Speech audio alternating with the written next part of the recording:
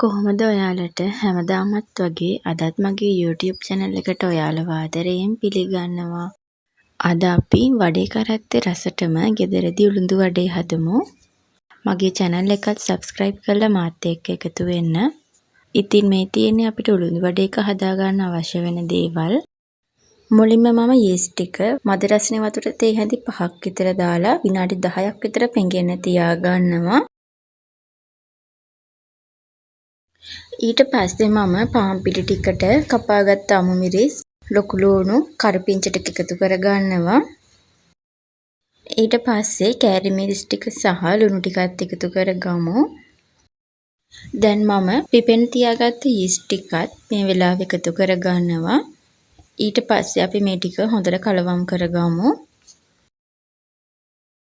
මේ ටික ඔක්කොම හොඳට කලවම් වුණාට පස්සේ මද රසනේ වතුර ටික ටික එකතු කරලා අතේ ඇලෙන මට්ටමට පිටි මිශ්‍රණය අනාගමු.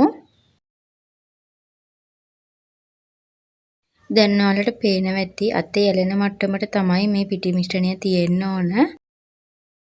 දැන් අපි ප්ලාස්ටික් රැප් එකකින් මේක වහලා පැයක් විතර පිපෙන්න තියාගමු. උළුඳු වඩේ මිශ්‍රණය පිපෙනකම් අපි සම්බෝලය හදාගමු. ඒ සඳහා මම අරගෙන තියෙනවා ගාගත්ත පොල් කෝප්ප එකක්, ලුණු තේ හැඳි කාලක්, කරපිංචා, කපාගත්ත බීලුණු ගෙඩියක්, ඒ වගේම මම අරගෙන තියෙනවා නයි මිරිස් කරල් දෙකක්. අමු මිරිස් අරගත්තත් ප්‍රශ්නයක් නැහැ. දැන් අපි මේ සේරම දේවල් ටික බ්ලෙන්ඩර් ජායකට දාගමු. ඊට පස්සේ වතුර මේස හැඳි එකක ප්‍රමාණයකුත් එකතු කරලා මේක හොඳට බ්ලෙන්ඩ් කරගමු. පැයක් විතර ගියාට පස්සේ අපේ උළුඳු වඩේ මිශ්‍රණය හොඳට පිපිලා තියෙනවා ඔයාලට පේනවා ඇති. දැන් අතේ හොඳට වතුර තවරගෙන මේකේ තියෙන වාතය යවා ගමු.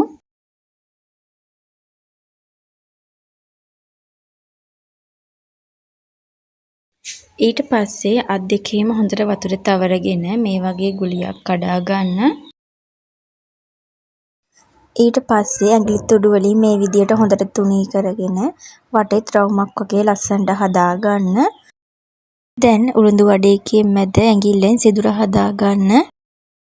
ඊට පස්සේ අපි රත් වුණු තෙල් එකට මේ උළුඳු වඩේක දාගමු. අඩු ගින්දරේ දෙපැත්ත මාරු කර කර උළුඳු වඩේක රන්වන් පාට වෙනකන් මැද ගන්න ඕන. ඒ විදියට අපි අනිත් ඔක්කොම උළුඳු වඩේ ටික හදාගමු. ඉතින් ඔයාලත් මේ විදියට රසම රස උළුඳු වඩේ හදලා බලන්න. මගේ වීඩියෝ එක හොඳයි නම් මගේ channel එකත් subscribe කරගෙනම යන්න. හැමෝටම සුබ දවසක්.